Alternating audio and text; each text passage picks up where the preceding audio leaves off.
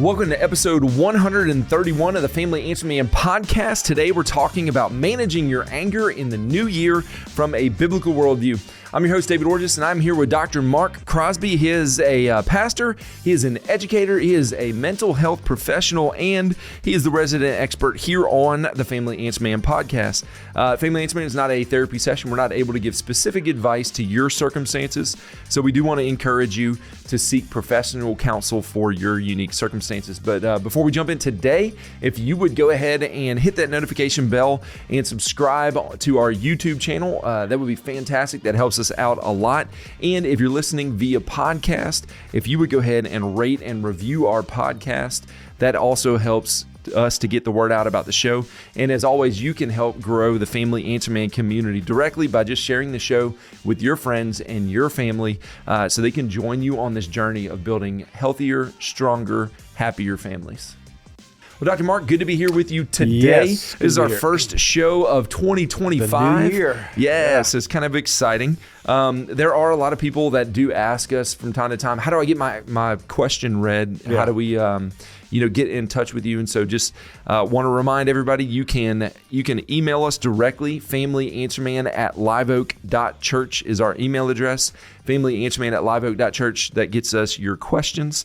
And we love getting questions and comments on our YouTube channel and being able to interact with our audience. That's right. It's a great community. And we're thankful for everybody that's participated in the Family Answer Man over the last 130 episodes. Yes. And happy to be in episode 131. Talking about a big topic that I would dare say everybody on the planet deals with at some point. Anger management, right? Yeah, I mean, anger is, as we're about to unpack, is one of the 6 primary emotions. And we deal with anger differently. We respond to anger differently. Different things make us angry differently. In other words, what may make you angry may not make me angry, and vice versa. And so it's one of those emotions that all of us struggle with, especially when we have the dynamics of family situations and circumstances, things that have gone, basically on for years and years and years, but have been suppressed. The things that have never been dealt with, unpacked, as they say. And so because of that, especially in the holidays, anger is going to come up in situations and circumstances, especially in extended family, dramas. Yeah. And so, again, it's something that we're going to see and deal with throughout the year. But how you manage it and managing it well is the key, I would say, to having a happier and more successful family. There we go. And so if we are going to look at managing and dealing with our anger from a biblical worldview, that's the right perspective, knowing and realizing that it's a universal experience. Absolutely. And it really comes down to how we manage it. Absolutely. And that leads us to our question. This question that we got is this. It said, during the holidays, I seem angry all the time. Mm-hmm. I don't know why, but it seems literally everything made me angry. How can I stop this in the new year? Wow. So first of all, as you said before, anger is a natural emotion. And even the Bible says, be angry and sin not. Yeah. So it's something that it's an emotion. It's who we are. It's going to be an emotion, a response, a reaction, if you will, in certain circumstances.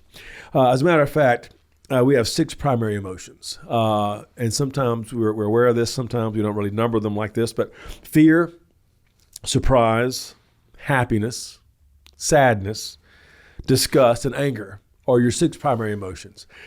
The research indicates that anger is the most destructive relationally of all the emotions. And the reason for that is because if it's not managed, it has the potential now to do destructive things. Okay. So when you're angry, you're going to say things you don't mean. You're going to do things you don't normally do. You're going to respond in ways you don't normally respond. You may become aggressive, insulting, offending. And because of that, you're going to break down the relationship. And then when you cool off, calm down, you realize what you've said, what you've done, but the damage is done. Yeah. And now you have to go back and apologize. You have to go back and, make up. You have to go back and say, I'm sorry. And that's helpful and that's meaningful and that's needed, but it doesn't always bring healing immediately. Right. Yeah. And so the anger causes us to say things and do things we normally wouldn't say or do. Now that's good sometimes, if we're trying to protect ourselves or protect our children or our loved ones or our property, whatever it may be. But when it comes to family relationships, grandparents and grandchildren, parents and children, spouses. It can be very destructive if it's not managed well. So how we manage our anger depends on several factors. Okay. Number one, our temperament. Temperament is the inherited component that makes up our personality. So this is what you were born with. You were born with. I mean, we see this, for example, I would argue, and I'll use this illustration pretty often, in dogs. German Shepherds have a certain temperament. Border collies have a certain temperament. A Chihuahua has a certain temperament, okay? and so what happens is that these dogs have these temperaments, but how they're raised, how they are parented, if you will, the environment they're put in is going to determine their personality. And so the same is true, I would argue, with humans. Humans have a certain characteristic or temperament they're born with. We see this in families. We see this, chances are pretty high that if you're a happy-go-lucky person, your kids are going to be happy-go-lucky people. For example, there are 4 temperaments that we see from time to time. For example, the sanguine temperament. This person is generally very extroverted. They're very friendly. They're very gracious. They're the life of the party. When you see them, they're friendly. They're happy-go-lucky. They love to see you. They make you feel welcomed and so forth. The other temperament is the opposite extreme is the choleric temperament. This person is often aggressive. They're inflexible. They're very strict followers of rules. And if you don't follow the rules exactly, they will come after you with a vengeance. Then there's a melancholy person who is very suspicious many times of other people. They're very introverted. They have very flat affect. There's a phlegmatic person who's laid back, easygoing. Few expectations, no rush, no worries. I call them the Jamaica, type of person. The point is this: is that these individuals all have their own unique temperament, but the environment that they're placed in begins to shape and form now the personality. Okay, so you're not forced into the way that you are. It has a lot to do with nurture and nature. Exactly. And so again, you have these temperaments that again come into play, which determines, therefore, how and when you express your anger. For example, if you feel vulnerable or wrong for being angry, you might suppress your anger.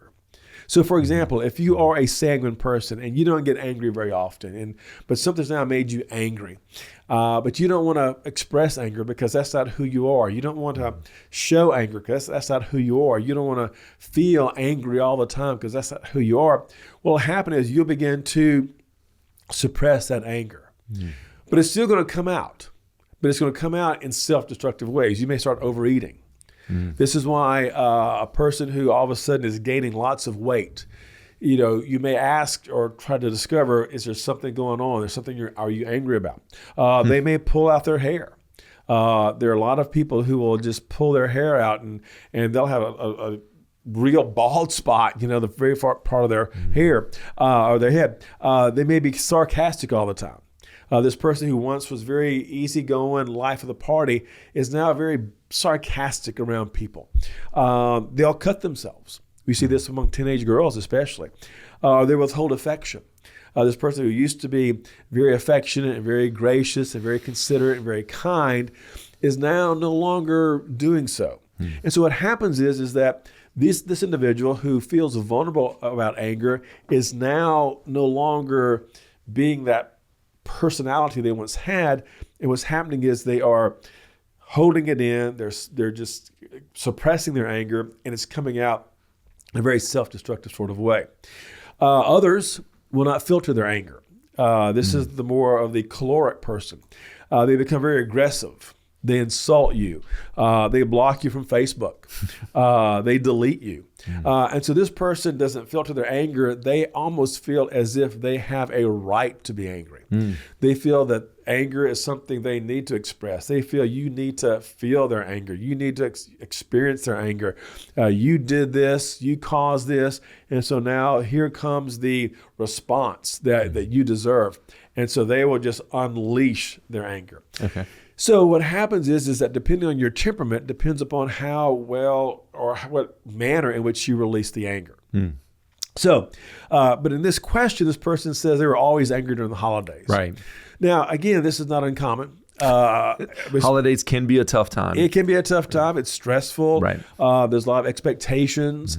And there's also, as we're about to unpack, there's lots of unmet needs among family members. There's lots of things that have been suppressed for a while, but when you come back together, it's like, oh goodness, we never dealt with that, situation that happened 20 years ago. Why does my sister always get my parents' blessing and I don't? I'm the one who, is the, pastor. I'm the one who's the medical doctor. I'm the one who's the pharmacist. I'm the one who's the CEO. And my sister, she's on her 5th husband and her, 200th job that she seems to get all the attention from the parent. What's going on there? Yeah. And then the parent comes back and says, well, that's just how your sister is. Or, you're always you're always going to be the leader. You're always going to be the success.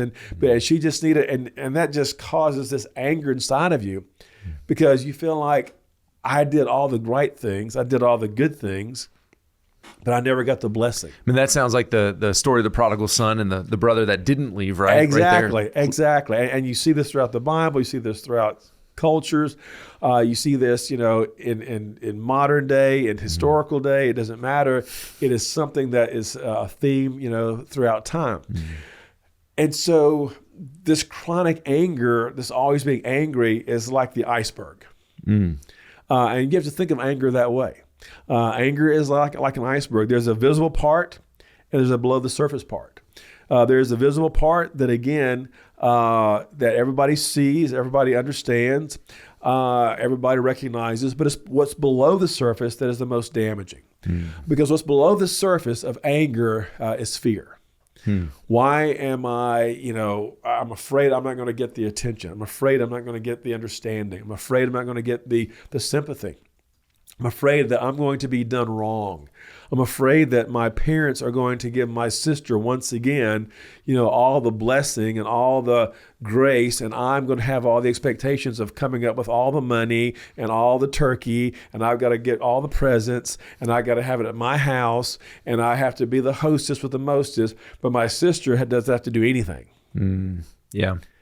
And then when they confront their parents about this, that's what mom and dad says. Well, you're just better fit. You're just a better, more responsible person. You're just whatever. Your sister never could, do this sort of thing. And so it just exacerbates the problem. And it's probably not done out of a place of maliciousness. It's usually done out of a place of, well-meaning, but the way that it's interpreted. Right. Well, what happens next is now you have these unmet needs, which is, again, a part of the anger that's below the surface. You have unmet needs because even the most responsible of siblings, the most responsible of people, the most successful of people, they want to have some sense of acknowledgement. They want to have some sense of, I'd like to be served. I'd like for someone to take, some of the load off my plate, so to speak. So they have these unmet needs. Next, it's a recurring theme. People who are chronically angry, this didn't happen yesterday. The situation, the circumstance they're angry about. This has been going on for weeks, for months, for years, for decades. This has been happening since they were, adolescents. That, hey, the sister got away with everything, and I always had to follow the rules. Sister always got, the bike, and I always had to get the hand-me-downs. Sister always got, to get they blew mom and dad's savings, but I had to work my way through college. And so this type of thing, this recurring theme, is also part of the iceberg, if you will, that's below the surface, which also leads to this. It's long-standing hurts. These long-standing hurts, again, resurface during the holiday season. They resurface, during special times. And there's this fear of no one sees it, no one gets it. When you feel like no one sees what's going on but you, or no one gets it, why does he always get away with that? Why does she always get away with that? Why doesn't anybody see this but me? Why doesn't anybody get this but me? There is this sense of anger because there's a sense of fear, because there's a long-standing hurt, because there's unmet needs, because it's a recurring thing. Wow. And this is why people have this sense of chronic anger. So the next question people ask is, so how do I analyze my anger? How do I analyze my anger? And you analyze your anger by asking yourself this first question. How flexible am I in my thinking and my beliefs? Okay. How flexible am I? In other words, for example, if you loaned your brother $500 and your brother says, hey, look, I'm about to start a business and, I could use $500 to kind of get my business off and go up and going. And you go, okay, well, I'll help you out. And he asks you for $500, you give him $500. And then, a month goes by, you're going, hey, how's the business going? Well, I decided to go find me a job. And you're going, okay, dude. Well, I give you $500. I give you $500, so can I have my money back? You go, well, I went into the business and the business didn't go well, so hey, I'm sorry. Now, how flexible are you at that point? Are you going to go, well, look, I gave you $500. It didn't work out. I'm not going to let $500 stand between me and my brother. I'm going to move on. Or are you thinking, he's done it again? He's taken advantage of me again. He has conned me again. He has hurt me again. I could have used that $500 for something else. And so now I am angry. And then you say, to your mom and dad, hey, look, do you know he did this to me? And they go, well, that's just how your brother is. Now you're even more angry. Okay? Yeah, because you don't feel like you've been heard. Right. Exactly. So what's happening is this. How flexible are you? And that's true in most cases. If someone, cuts you off on the interstate, do you go, hey, that's just a bad driver, and you slow down and you let this guy go on? Or do you want to get on his, bumper and honk the horn? And so how flexible are you? And that has a lot to do with, number two, with your worldview. Okay. What is your worldview? How do I use my worldview to react to life? What is your worldview? And your worldview, I will argue, is based upon your belief system. It's based on how you see, the world through the eyes of the Scripture, through the eyes of the Spirit of God, through the eyes of the Lord, if you will. So if my worldview is, hey, I'm here to serve, I'm here to be humble, I'm here to be evangelical, I'm here to share God's grace, then okay. Well, you can see how that worldview, and we talk about that every episode, we try to approach things from a biblical worldview. Right. You can see how that worldview is definitely going to change your approach. Right. And not only that, but when you have that worldview, you understand up front. There's going to be times, there's going to be moments, and every pastor who's listening to me right now will understand this, that you're going to be taken advantage of. And if you get angry every time you're taken advantage of, you're going to be angry all the time as a pastor. Right. Because there's people who knock on the church door and they need, help, and many of them are in need. Some of them are cons. Yeah. Okay, and we've seen this. Yeah. We've seen this in churches. Everybody's seen this who's ever ministered to someone. We've had situations where they will work for food, people on the corner, and then we discover they have a wad of, $100 bills in their pocket, they're the size of your fist. Right. And so, they have a F-150, in the parking lot down the road. The point is this, is that we're going to be taken advantage of. But what we do know as believers and as followers of Jesus is that for every time that we are taken advantage of, we'd like to believe there's 2 times that we're helping someone. And so what is your worldview? That has a lot to do with how you approach life and how you deal with your anger. And thirdly, how safe do I feel? If I feel like the world is a dangerous place, if I feel like the world is against me, if I feel like the world is a threat to me, then I am going to feel a sense of anger all the time because it's my way of defending my life. So if you're just tuning in, we're talking about anger, how to deal with it in the new year, how to not let anger, control your life in such a destructive way. And so how safe do I feel? And that depends upon, again, my friendships, my family, depends upon my personal confidence. It's going to depend upon my way of seeing myself in the eyes of God. Now, how safe do I feel? So what are the stages of anger? I mean, when we get angry, what has happened to us? What's going on? Number one, anger begins with a triggering event. Sometimes we feel used, as we said before. We feel disrespected. We feel as if no one understands us or hears us or gets us.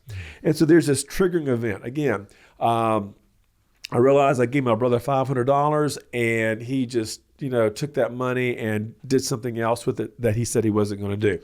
This has happened before. I will never forget many years ago, 30, 40 years ago. My wife and I helped someone out. They were at church. They were down and out. They had no money. They were in need. And we did not have a lot of money ourselves at that time. Okay. But we just felt led to give this person some money. So we did. And then that afternoon, we went to the local store, and lo and behold, we see this person, and he has loaded up, his cart full of all sorts of alcohol. And we felt like, wow. We felt like we were taken advantage of. And I got to be honest with you, there was a sense of anger that came over us. Yeah. So again, whenever you feel disrespected or used, whenever you felt like you did something to help someone and they're using it to their advantage, if you will, there's going to be these triggering feelings, which comes next, these negative thoughts. Okay. These negative thoughts start coming into our mind, like, I should have done something differently, or look how bad, this has been, or did I contribute to a habit that I shouldn't have contributed to, whatever it may be. And so there's these negative thoughts that come into your heart and mind. I'll never do this again. Right. Kind of thing. Thirdly, there's a sense of shame, embarrassment, feeling offended and insulted. And whenever you feel shame, embarrassed, offended, or insulted, you're going to get angry. And then as you're feeling these things, there's these physical symptoms. Sometimes you start having this rapid heartbeat, this increased, blood pressure. And now you literally want to say something or do something to relieve some of these symptoms. And then there's this behavioral response. This is where I'm going to start yelling or threatening or become aggressive. And I'm going to do something to be hurtful. I'm going to do something that's going to harm. I'm going to do something that's going to let them know how I feel. And so this is the way things begin to unpack and unfold when you become angry. So with that being said, and triggered is a big word in our culture and society. That's everybody's they're triggered, and then there's just this mass explosion and blow up. You talked about the behavioral response. What does that look like for a Christian from a biblical worldview of how we respond to that, and not just allow, hey, there was this triggered response, and so anger gets to run free. Which segues right into our next point, and that is basically how do you slow or manage your anger, especially as a Christian? Right. Number one, this may sound a cliche, but number one, start breathing deeply. Okay, so if you just tuned in, we're talking about how to manage anger, especially when your anger's been triggered. So 3 deep breaths, and that's really a physical help to dealing with your anger. But breathing deeply through the nose, out the mouth, through the nose, out the mouth, through the nose, out the mouth, kind of thing. Next, talk yourself down, meaning simply this: start telling yourself, I don't have to respond to everything. Sometimes, and all of us, I think, have felt this way. I know I certainly have. You have to respond to every situation. I've got to respond to everything that's been said. I've got to respond to every Facebook post. I got to respond to every email. I got to respond to every text message. No, you don't. Yeah. Talk yourself down and repeat, I don't have to respond to everything. And I think that's a great phrase for everybody to hear, to know, and to practice. Yeah. Because when you're in the heat of the moment, it's hard to then just remember, come back and be like, oh, well, Family Answer Man, Dr. Mark said I need to talk myself down. If you don't say, hey, I don't have to respond to everything on a regular basis, that's not going to be your natural response. Right. And this is true, especially among husband and wife. Yeah.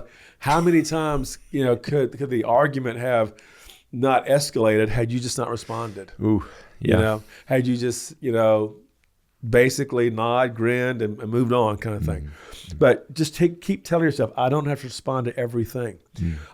And the reality is that when you don't respond to everything, eventually you're no longer adding fuel to the fire, as they say. Number 3, if the person keeps after you, though, if they keep, maybe it's in an office setting, maybe it's in a committee setting, maybe, it's in a setting where, they keep kind of asking and wanting a response from you, just simply say to that person, I'm taking a break from that subject right now. I'm taking a break. from that subject. We saw this with the political, upheaval that so many experienced with their families. And some people just said that, I'm taking a break from that subject. I'm not following that anymore. I'm not going down that road anymore. I'm just taking a break from that subject right now. I love the way you phrase it. I'm taking a break, because a lot of times the classic has just been like, well, I'm not talking about that. I'm not talking about that. And that's a very final shut off. It's hey, I'm taking a break is a very just, it is assertive, but it's also kind. Yeah. And it doesn't have to be for forever, but right now it's not what I'm doing. And so a lot of people, I think, took a break from, watching the news for a little while after the election. A lot of people took a break, from various other, settings and situations, because they just felt it was stressful. It was too much. Yeah. I know here recently, of course, what happened in New Orleans with, the terrorist attack that took place. Some people watched it for that day, but the next day they were saying, I just can't watch this anymore. I just don't want to hear about this anymore. But that's all the news was talking about, and rightly so. I'm not discounting, that. But for some people, they know their saturation point. And so I think it's important to know that about yourself. Know your saturation point. So tell yourself, or tell the person, I'm taking a break from that. Fourthly, look into the future of what responding to that anger situation might do. Look into the future of what responding to that situation might do. In other words, this much. If I respond to that, what's going to happen next? And what's going to happen after that? And what's going to happen after that? What that's going to lead to, what that's going to lead to, what that's going to lead to. Humans are pretty good at predicting patterns of behavior in the future, yes. And so ask yourself, do I really want to go down that road? Is this where I really want to wind up? And so just look into the future of what responding to that anger situation might look like. Number 5, if you're keeping count, create a diversion. If you're just tuning in, we're talking about dealing with anger. Listen to some music. Now, I really encourage people to have, their favorite artists on their phone, their podcast, whatever, their 8-track. I mean, whatever it is you're listening to these days, your cassettes, your CDs, but listen to music.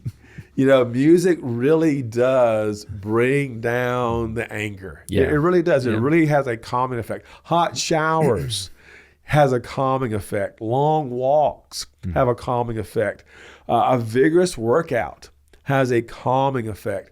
So if in the new year you want to do something to reduce your anger, listen to more music, take hot showers, have longer walks, have vigorous workouts, and you will find yourself feeling less stressed and less angry.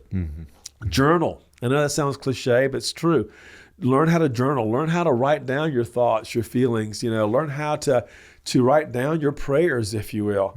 But journal. And of course, pray. These are things that all of us are called to do. These are things I think all of us need to understand that if we write it down, we can make it happen. If we write it down and we get it out, from our heart and our mind and onto paper and get it out of our system, we're going to feel a whole lot better about our life. Praying. And just sometimes, as we've said time and time again, just sometimes talking to a counselor, talking to a friend, talking to your pastor, talking it over with people, over a cup of coffee as to what has been bothering you, what has been going on in your life, what's been happening, what happened over the holidays, the fact your sister got away with it one more time, your brother never paid you back, they were supposed to bring the gifts, but they didn't. You bought for their kids, but they didn't buy for your kids.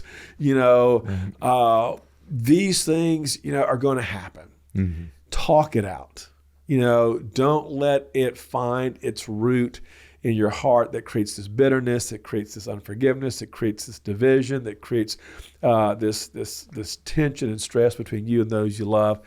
And sometimes just talking it out, figuring it out, having a safe place to do that really does help manage the anger. Yeah, and that's the emotion is not the sinful part, it's the response. And you've said it many times, right. Your response is your responsibility. Exactly. So if you want a better year and dealing with your emotions, take some of these points, apply them the best you can, and hopefully and prayerfully you'll deal with your anger and manage it a whole lot better in 2025. Well, there you have it from the Family Answer Man. We are so glad that you have joined us today. And as always, we hope that this episode of the Family Answer Man will inspire you to make the changes that you need to have a stronger, healthier, happier family.